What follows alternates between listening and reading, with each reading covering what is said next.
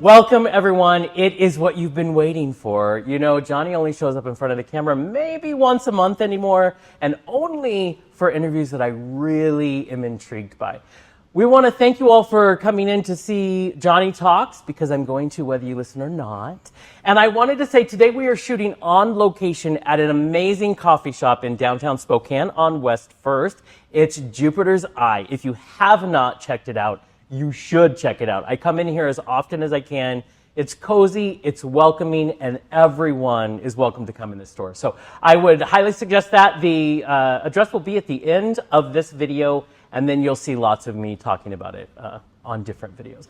But with all that said, I want to say I get excited when I talk to artists. You know that that's what this show is all about. And there is an artist that is in our very town. She is a filmmaker, a screenwriter, an editor. We'll talk about that. That's not my favorite thing, we know. But she's really good at it, and she's in our own backyard. So here to talk to me, I get to call her my friend. Whether she calls me that or not doesn't matter. I get to call her my friend. I want to welcome to our show, Mikayla Daniels.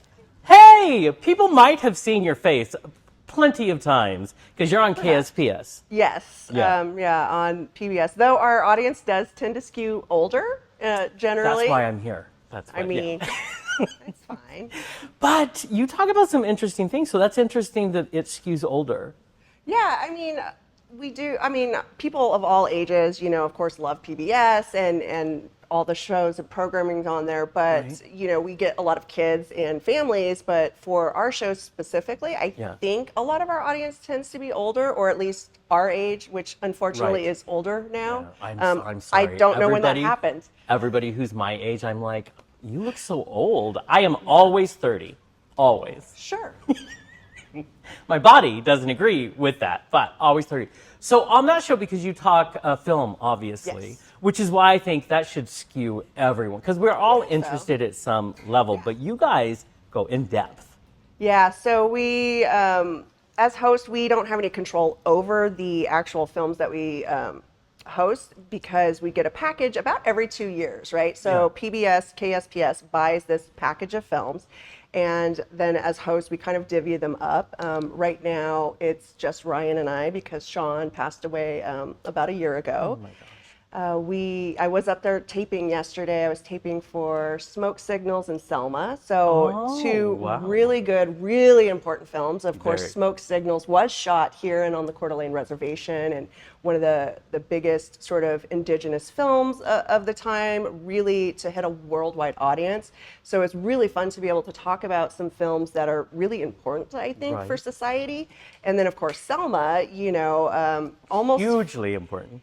It almost feels more applicable right now than even when the film came out. So it's really interesting to, you know, kind of look at some of these films that are older and how they still apply now. And you don't always know that's a thing. But a lot of old films apply to now, too. Well, you were at we hosted the showing of V for Vendetta for their big 20th anniversary. That was very much true there. Sit in that theater and have it filtered. And that's actually one of the first things I want to ask you.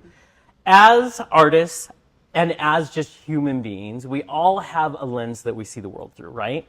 I don't know if we're always aware. I think pieces are, but there's blind spots. So as you get to like re-experience films, or even experience, I'm sure, films for the first time, during your show, are you aware of not just the cultural lens, but your specific lens that you view the world through?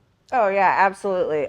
If you've watched my show, you know I hate musicals with a passion. So sometimes I'll still host them, and, you know, I try to give all the facts and stuff about them, but it's clear that I am not as passionate about that genre as I am about the horror genre, or maybe some thrillers or mysteries.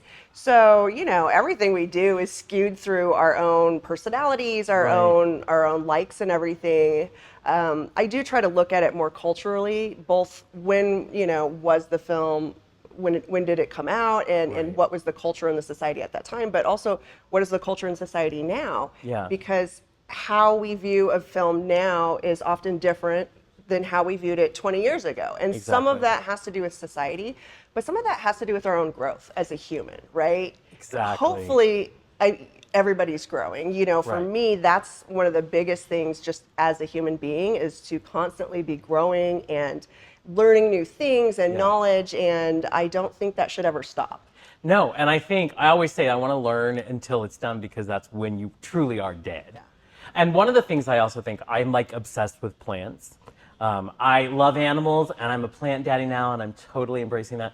But, you know, there's this concept of root rot. And I think about when you just sit in the same stuff and refuse to grow, that we're doing that to ourselves. Now, one of the things, we're going to talk a little more about specific, like, angles that we view the world in. But I want to say, you know how, and I want to see if the experience is the same for you. Artists tend to have, like, there is no way you can't create. Like, a lot of us maybe will be like, I'm just going to pause. But there is that moment in your break from doing that work that you just can't. It's like this need. Is that the same thing that you feel as an artist?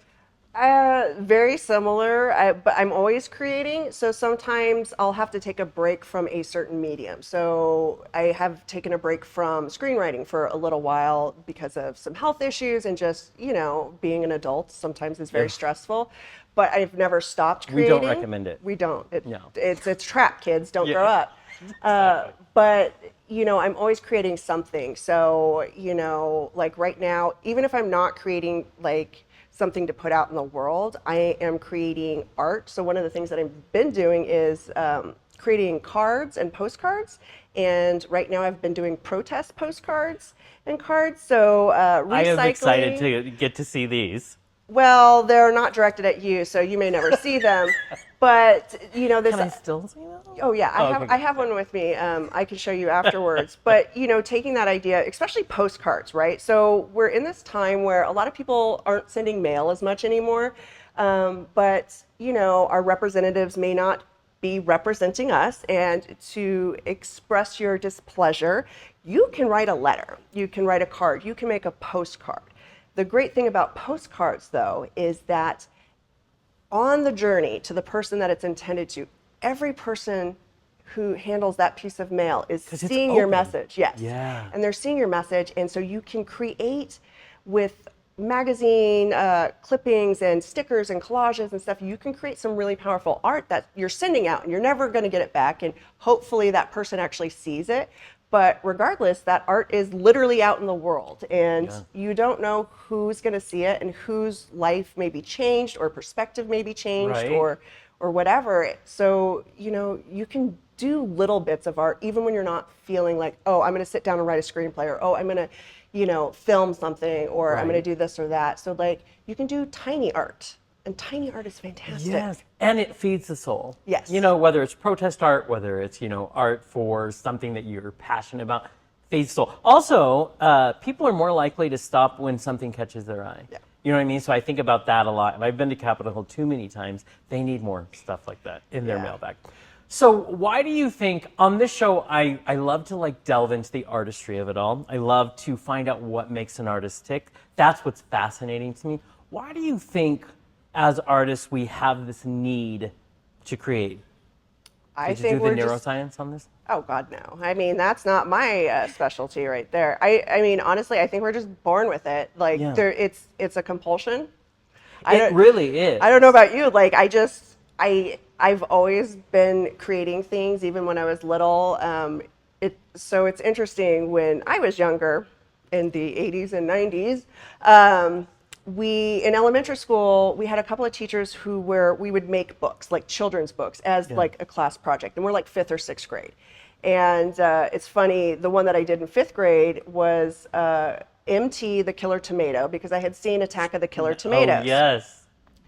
And so I created this whole children's book, and then there was some other ones, but I have a couple of them still from way back when. And in the biography of one of them, we had to write a biography of like our future selves, and it said that I was a writer. And I can't remember the other things that it said, but I just kind of looked at that and I was like, oh wow, so like 6th grade me really did want to be a writer, and somewhere along the way I lost that for a little bit, because then I didn't professionally get into writing until after I had kids and I was an adult and everything. But it was always there, and I was always creating and I was always writing. So it's just who I am.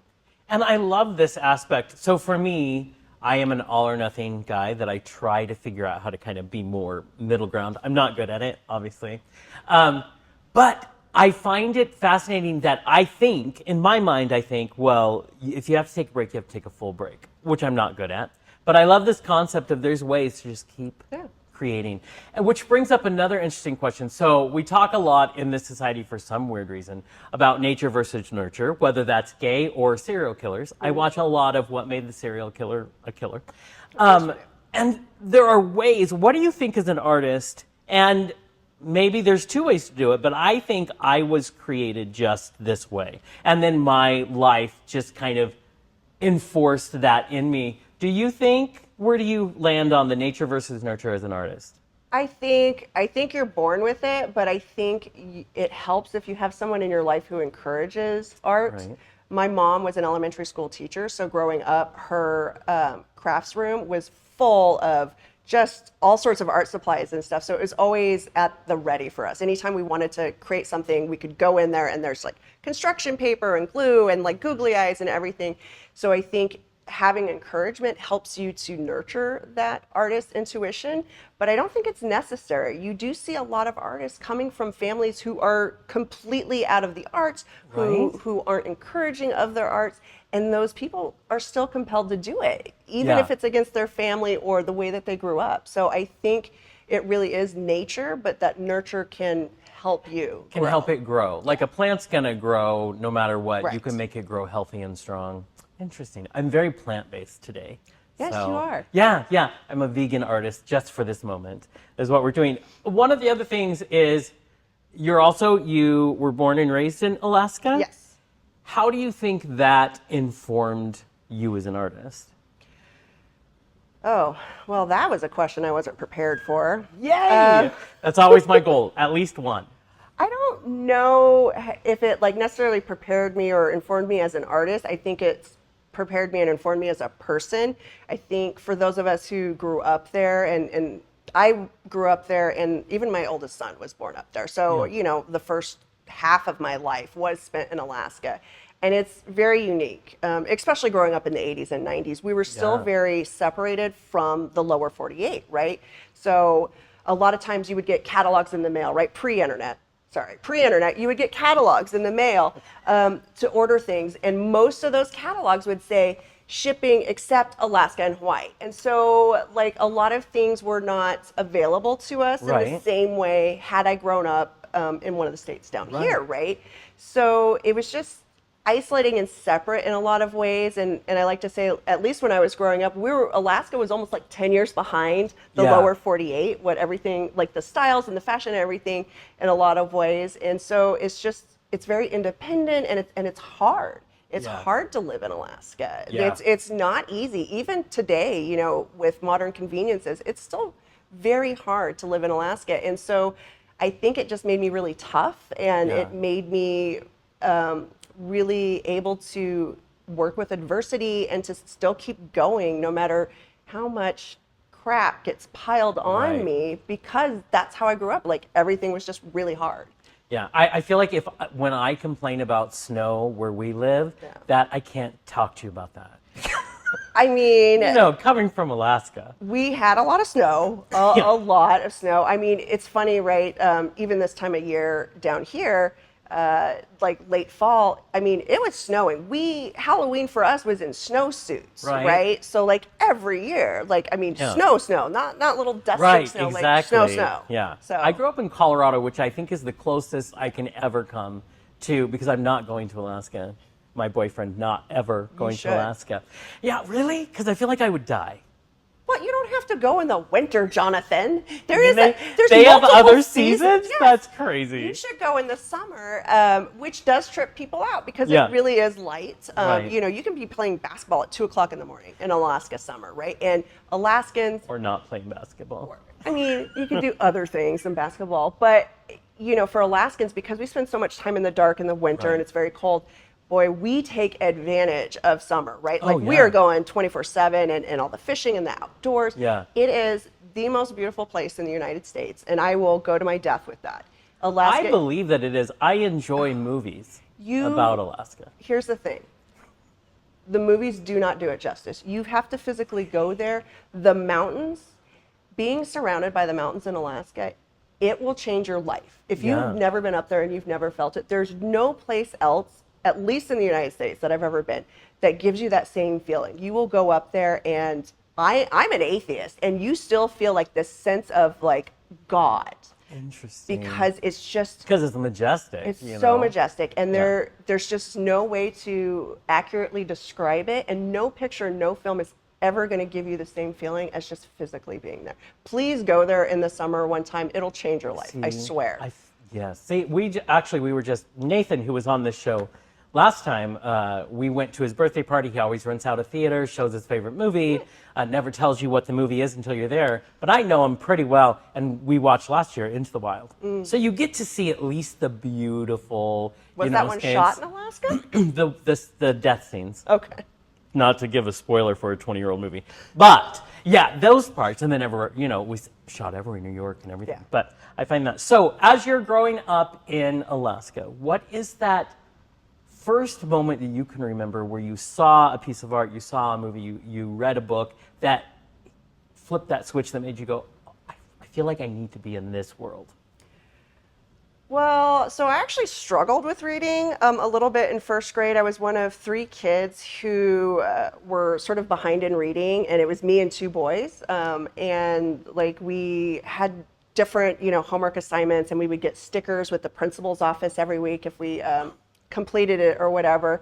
But as soon as I got through the struggle of learning to read, and I like got it, I became an avid reader to the point where I'm actually a speed reader. I can actually read at a very fast level, and I could get through books really fast if I had the time to sit down a little bit more.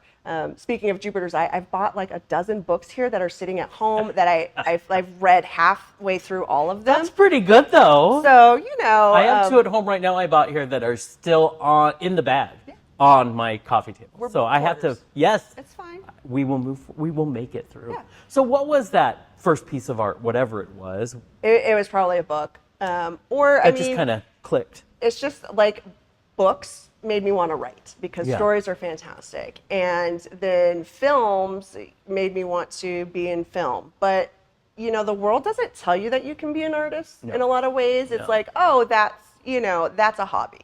Yeah. That's, something you do on the side. And to be fair, we all have day jobs because that's how society still views artists in a lot of ways. I want to go back to the times where rich people used to like adopt artists and just like pay artists to be around and live in their patron. Yeah, I want that. Rich people need to start paying artists and like what did collecting Billie Eilish say? Why are you a billionaire? I know. Give it back. We're right here just waiting for you.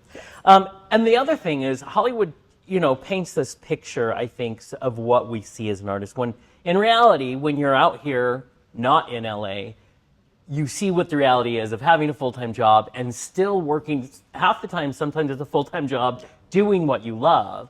And that's the artist. We've both experienced the LA experience. I don't regret it. I love what I got from there. But LA teaches you, even in the grind, that you're not an artist. Oh, yeah. Because they try to narrow it down.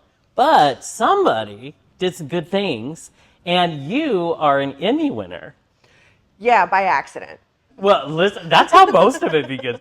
But tell me about that part of your journey. Yeah, so when I was getting my undergrad in film at Eastern Washington University here, I was raising 4 kids, and I was working as a morning show editor, news editor for KHQ. So I was editing all the video for all of the morning shows every morning, and then I would go to classes all day out at Eastern, and then I would go home to my kids, and I was sleeping only a couple hours a night, to be honest. It was not a great time in my life, very stressful. But one of the things that we did, it was the year that I was graduating, so 2015. The year before, so like 2014, we did the Carlton Complex fire. And so when we were doing the reporting on that, I was the editor for the entire morning show. So I'm getting multiple live feeds in, and I am editing faster than anybody should ever edit. And so we submitted that for the Emmy nominations, and we were nominated. And that was so cool. And the the Emmy Awards was going to be taking place in Seattle a week before I graduated with my undergrad. Wow. And so my significant other, Leif, and I, Friday night, we drove to Seattle. We stayed at a friend's house. The next day, Saturday, was the Emmy Awards. And so we're all sitting there, and a bunch of my KHQ coworkers were also there. And, you know, we get to our category, which was like at the end. So, you know, we're sitting there for several hours and everything. And then they announced somebody, and it wasn't us, right, for that category. And so, you know, we're all kind of like, oh man, bummer, right? But then my Leif was like, yeah, I counted all the awards on the table. There's more awards than there are like awardees left. And so as soon as that group had won, they announced that it was a tie for a category. Nice. So we also had won the Emmy. And so, you know, we all go up there at it just, you know, shock and amazement. And KHQ anchor Sean Owsley, he, wonderful guy. He had been nominated multiple times. That was the first time he had won an Emmy. Wow. And unfortunately, he wasn't even there that time in Seattle to accept the award. But of course, we brought the award back for him.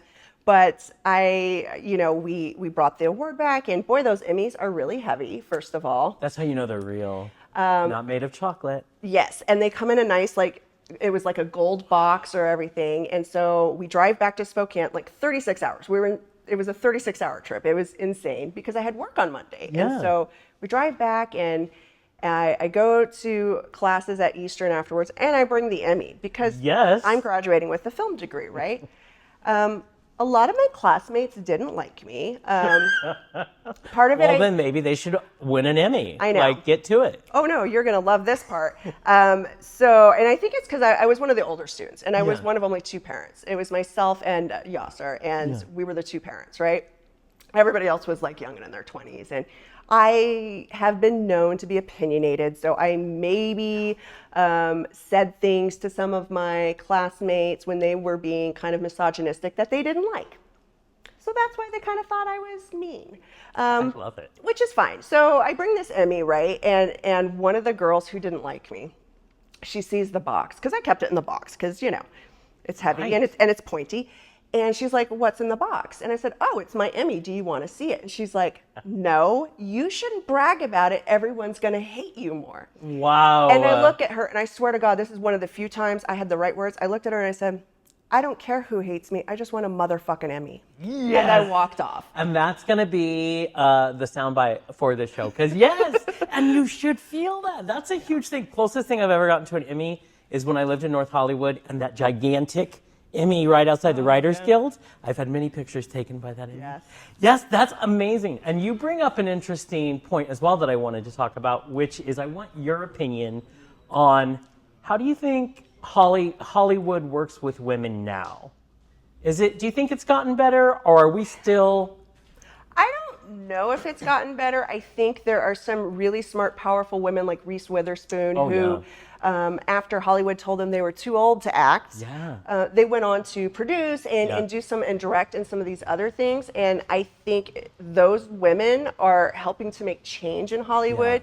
But I mean, it's still, you look at it, any female director, if they don't knock it out of the park, they don't get another directing job. Even if they do. Even if they do. A man, he can direct and he can screw up and lose the budget and so. That's the scary part. And also, how does that happen? We have this Me Too movement, which was huge, and yet we can still only barely learn from it.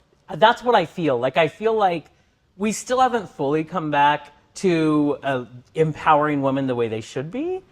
And I'm not a woman, so I don't want to talk for women. That's why I wanted to ask, because I feel like even after that big lesson, it hasn't quite, like, maybe a little better in certain aspects, but you know what I mean? Yeah, I mean, I'm still facing misogyny all the time, so I love that. Yeah, that's great. It's great. You know, I didn't expect it to still be this bad. You know, it's 2025. I'm getting close to 50.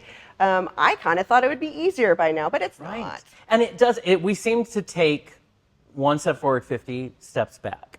For every year we've gotten better, we take that same number to go backwards. But also what's interesting about that is, so I work with a lot of marginalized communities, being a gay man, marginalized, being queer at all. If you say the word even queer, I think marginalizes people who use queer in our own community, because people can't quite grasp, because queer used to mean something derogatory. Yeah. And I'm like, empower, take it back. Oh, yeah. But, you know, I think when society gets, our current culture tends to be on fire. And I feel like when that happens, people turn on your artists, they turn on women, they turn on queer people, they go after those people who are just outside of what they're comfortable in. Mm-hmm. What's your thought process on why do you think that is? Why do we become cannibals of our own people? I think that there are a lot of people who, when they're suffering, they just want to see other people suffer, and that makes them feel better. I think that, you know, the human nature is to try to other people, and that's awful. You know, people want to feel included, and a lot of times, in order for them to feel included, they have to exclude others. Yeah. And I don't operate like that. I don't think that that's a good way to live your life, because then you're missing out on so many cool perspectives. You know, like things like as the word queer, right? I consider myself queer. I am not a straight human being, even if I'm in a straight presenting relationship. Right. And, you know, I like the word, honestly, because again, it's something that we've reclaimed. Sort of like for women, a lot of women have reclaimed the word bitch, right? Like it's thrown against us. I was like, so what? Call me a bitch. I do not care. Also, I have been called worse. Yeah. And I don't care. They're words that you see and that you're projecting onto me, but your reality is not my reality. Exactly. And words only have the power that you give them. Yeah. And that includes the words that are shouted at us. Yeah. Like, so you have to find that way. And I will say the people shouting those words don't know what to do with you if you do not react at all to what they're doing. Yeah. So I feel, you know, I'm very drawn to, I feel like for me, the word queer encompasses all of my pieces instead of just saying I'm gay. Yeah. Because it's one aspect of the whole beautiful thing. And as artists, you know, I think as artists, we are naturally drawn to listen to all the stories and to take them in and to filter them. I mean, so I'll ask this too. So in a society, the old cliche is an artist is to hold a mirror up to society. Do artists have that responsibility, or do we not? What do you think about that? I think we should. You know, again, I think artists are the most powerful people in the world. I think right now, if you're upset with what's going on right now in the United States, look to the artists, right? There are musicians who are putting out amazing protest songs. Yes. There are artists who are putting out amazing protest art. Think about the movements, you know, in the decades previous to this, right? It's the art that comes through, and it's the art that tells truths that maybe the politicians or the media or even the history books, right? Those are all filtered through a lens of who owns that company, who owns that. Whereas artists, we're not owned by anybody. We're owned by our own internal feelings and opinions. And so we're the ones who are out here speaking truth, who are putting up the reflection. And sometimes it's not even a reflection. We're like, y'all are crazy. And look at this. Look. Yeah, that's going to be the name of my new album. Y'all are crazy. Because it makes me harken back to the 60s and music when it was a life form, you know? And I feel like there are artists who are coming up. Look at all of the biopics that are beginning to seep back in. We're looking at Bruce Springsteen. We're looking at, how did I forget his name? Timothy Chalamet just did the movie for The Answer, My Friend, is Blowing in the Wind, is his song. Anybody? Shout out from the... Bob Dylan. How did I forget Bob Dylan's name? Who was brilliant. You know, we're starting to talk about those artists again, and I'm hoping it's because we are trying to come back and embody the protests just by naturally writing about and singing about what we see and what we're appalled by. Yeah, and I think that is, and Spokane, we're part of it too. Every community in this country is part of the artistic movement. You don't have to be in LA, you don't have to be in Vancouver. You know, these are amazing things. So let's jump off of that really light conversation. about politics and talk about what is it that draws you to a project? What is it that helps you choose something to do? Because an artist's time is very valuable. For if it's a personal project, it has to spark a fire within me. If it's a project that I'm working on, if it's somebody else's project and I'm invited to work onto it, it generally depends on the person. Yeah. So if it's a collaborative thing, I'm more likely to say yes, just if I like the person, regardless of what the project is, because I like working with that person and I want to help them achieve their vision, right? And I'm not emotionally invested into somebody else's project in the same way that I am in mine. Exactly. Yeah. Though I do want to give them, like my best, but it doesn't even matter. There's certain people who will call me up like, hey, I'm doing that. Fine, sign me up. I don't care. Yeah.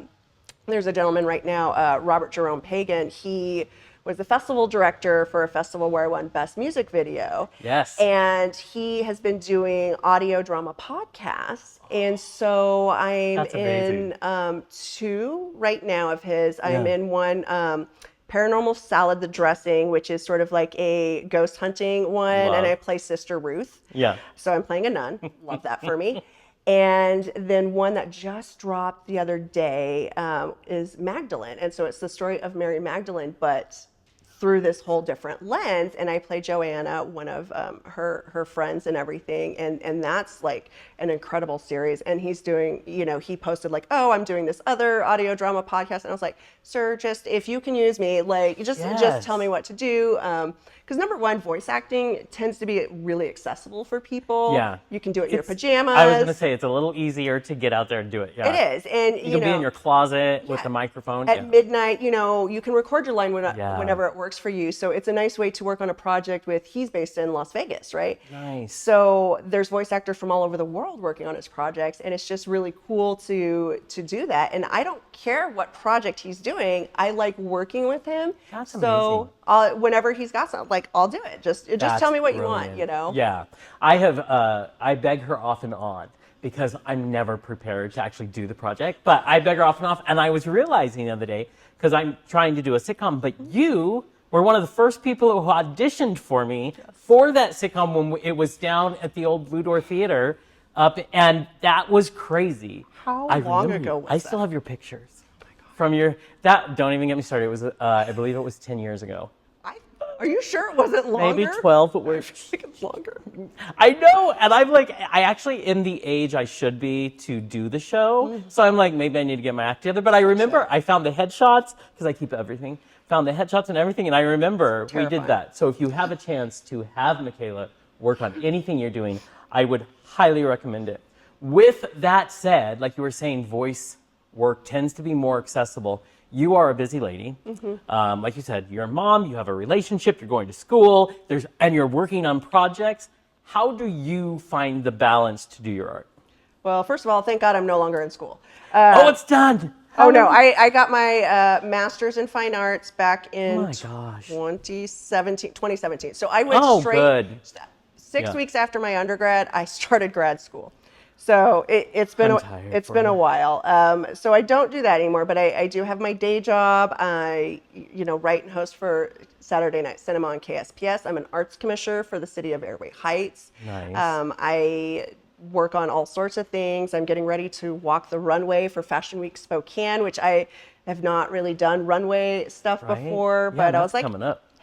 Hey, this sounds fun. I like doing things that challenge me and scare me a little bit. Yeah. So how do I find the time? Well, it's easier now that my sons are grown. Yeah. So I will say, like, my youngest is about ready to turn 20.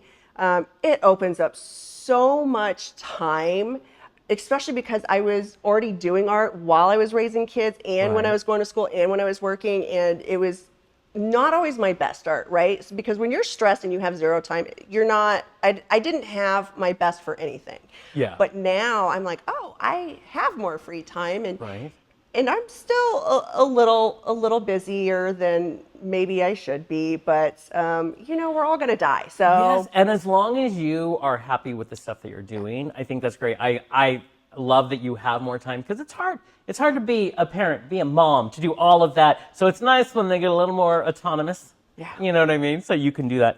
I want to ask if you had a philosophy that kind of overlays your life that has helped you as a person, as an artist, as whatever, what would that philosophy have been or is? Honestly, my philosophy is to always feel uncomfortable, because if you're uncomfortable, that means you're changing. That makes me uncomfortable. Good. Yeah. I actually like making people uncomfortable too, Right? because here's the thing: whether it's by art or it's something that I say, if I'm making you uncomfortable, you're going to be thinking about that. So that is the start of a change, and it's only the people who stay in their comfort zone are the people who do not grow.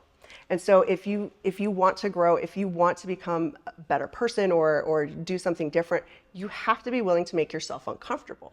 And, you know, even talking about like diverse spaces, right? Yeah. I have purposely gone, you know, to events where I knew I would be in the racial minority, because I was like, well, I'm going to learn something, right? And this is a space that I'm normally not in. Is it uncomfortable to sometimes take that risk and like go in when you don't know anybody?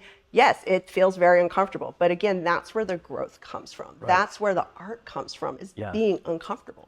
Exactly, and not, it is that comfort zone. I always try to put myself outside of it. I like to talk when I'm helping others, I like to say there's a switch I created a long time ago, and you have to cultivate that switch that says it's okay to have downtime, to not want to see a human face, but you have to be able to flip a switch and turn it, because this is going to shock everybody. I'm typically, at my core, I'm a shy human being.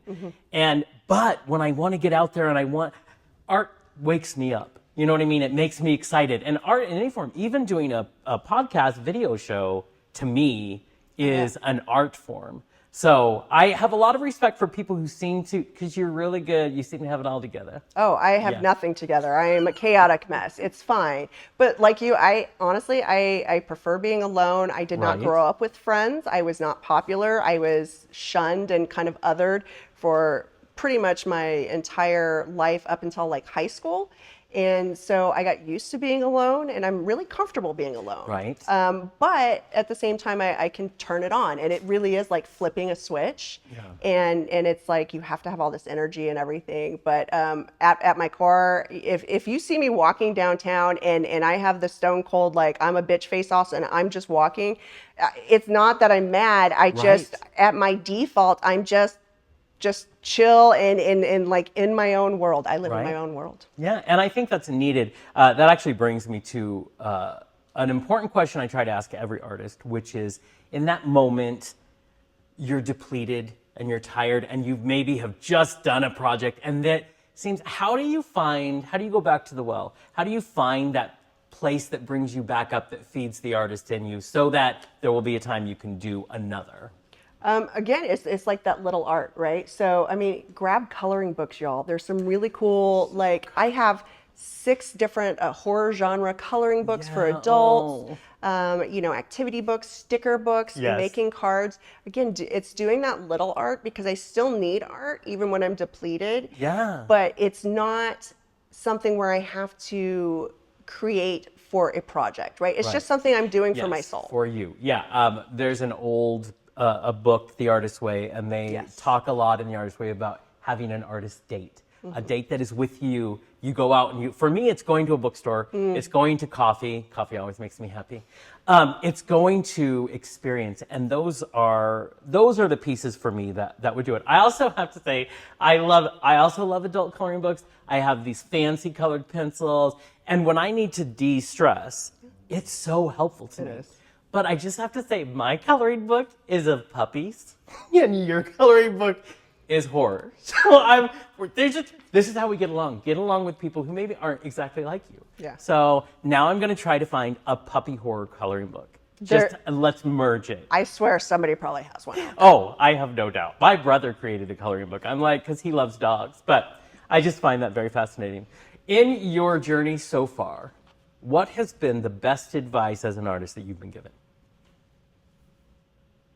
I think the best advice I've ever been given, and I think this applies to everything in life, is that other people's opinions are not your business. So you know, so what other people think about you, that's not your business, because that's their perception, and it's often colored by their own insecurities. And if you take that on, it's just going to make you feel like Exactly. crap, right? Because you have the choice. Yeah, you have the choice, If you right? absorb that or don't absorb it. You know, and you have to realize like that person who's judging you or they don't like your art or whatever, they're not living your life, right? They don't live with you. The only Right. person who lives with you from birth to the grave is yourself. Yes. And that is the only person you ever need to please is Yeah. yourself. And everybody else's opinion, they don't matter. Exactly. Because at the end of the day, when you wake up at 3 in the morning and you are the one that is holding whatever it is, right? So you get to decide whether that's worth losing sleep over. It's not worth losing sleep over, but I always wake up at 3:30 every morning, just so everybody knows. That's my stress hour. Are you sure you're not a menopausal woman? Because that's what happens when we start losing our estrogen. And to be honest, I'm not sure. I'm not a bit of puzzle. Yeah, it's a thing. It's a thing. And guys, after you reach, my big birthday just happened, you should get your hormone levels checked. I'm just saying, it's an actual thing. It could change your life. Okay, so that's best advice ever given. What's the worst advice you've ever been given? I don't know because any bad advice, I just don't listen to it. I love that. That is the best. It got my gay snaps out of it, which is great. Finally, I want to start wrapping up on asking, what's your favorite part of being an artist? What makes you thankful that this is how you view the world?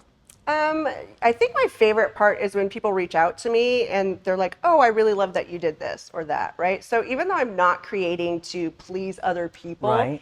It is a nice feeling when something that you've created has touched somebody else's life, right? And then they let you know that, right? Yeah. Because then you're like, wow, this thing that I created for me really did need to be out in the world because Right. it changed somebody else's life. So, I feel like there's also, I think, a need in an artist to know that your art is at least at some level being consumed.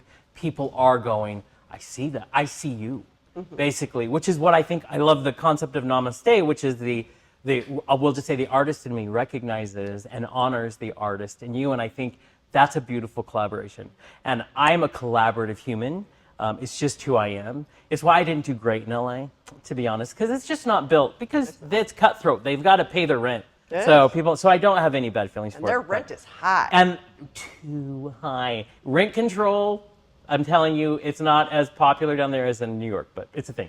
Anyways, you know as well as anybody who has watched my show before, I love the connection. That's the whole reason I exist, is to connect to other fascinating human beings. Who fascinate me the most? People who are artists, people who are creative, and strong and amazingly powerful women. And so I love that we've always kind of been in orbit of each other. And I love that as we've gotten older, I've found excuses to make you to coffee with me. I found excuses that we can have conversations. And you are an artist that's on the edge of everything, I think, and not just in Spokane. So I would suggest to all of you to check out more of Mikayla Daniels' work. Where can they do stuff like that? Find things that you've done. Oh dear God. I probably should get a website and put it all on there because it is scattered all over the internet right now. But if you go on my Instagram, which is @PaleAlaskan, there is a link to some of my stuff. Yeah. But you could probably just Google my name and Spokane Yes. or Alaska or film. And I'm in stuff that I forget that I'm in, to Right. be honest with you, of other people's projects and just all over the place. Obviously, some of my stuff's on IMDb, Right. but I don't know. I have to say you can Google because I found so much stuff Yeah. on Mikayla. And when is the SPS show on? Let's talk about film. Oh, so Saturday nights, we host Saturday Night Cinema. So it is either myself or Ryan right now, though we are considering looking for another host. And so that would be heartbreaking to have to go through that, I'm sure, for you guys. Well, at this point, while nobody can replace Sean, Ryan and I are tired. I don't think we realized how much of a workload it took off of us to have a third host. And so Ryan and I have been hosting all the films for the last year, and Right. it is a lot. Yeah. Again, we have our other lives and everything. So, but yeah, every Saturday night at 8 p.m. on KSPS TV, we host Saturday Night Cinema. But then on the website, you can find our extended comments. So we Yep. do a web comment only thing that is different from the intro that we do on air. I think it's amazing. Also very fascinating. I love listening to people talk about film and to dissect it. That's the whole point for me, to go see something. Let's do that. So I would highly recommend that everybody who sees this show, Spokane or not, check out more of Mikayla Daniels' work, and then in the future, send her a nice email and say, I think her and Jonathan should work together. And then she'll say, well, then you have to get your shit together. And I'll be like, okay, I get it. So there's the conversation. We already had it. It's done. But I want to thank, speaking of teams, you're talking about, having those 3 people makes a big difference. I am a big believer in teams. I give a shout out to everybody that's here behind the camera that you don't see, who show up to help me do these crazy things just because I want to do these crazy things. And so it means a lot, and you can do a lot if you learn to collaborate with each other. We also want to do one last amazing thank you to Jupiter's Eye Book Cafe. Absolutely amazing. It is out here in Spokane on West 1st, and I highly recommend you coming, spend in some money, get some coffee, read a book. That's where it's at, because this is probably just such a gem that I am so excited that I stumbled across and could come into. So thank you all for joining us. Remember, you can always look for all of our amazing podcasts on arucreative.com. That's A-R-U, a Japanese word that means to exist, because everybody's art has the right to exist. So please go check everything we do out there, and email me if you want. I take nice emails really well. production@arucreative.com. But until next time, Mikayla, thank you so much for doing this. Of course. See, you can put up with me. It'll be fun. Until next time, we'll see ya.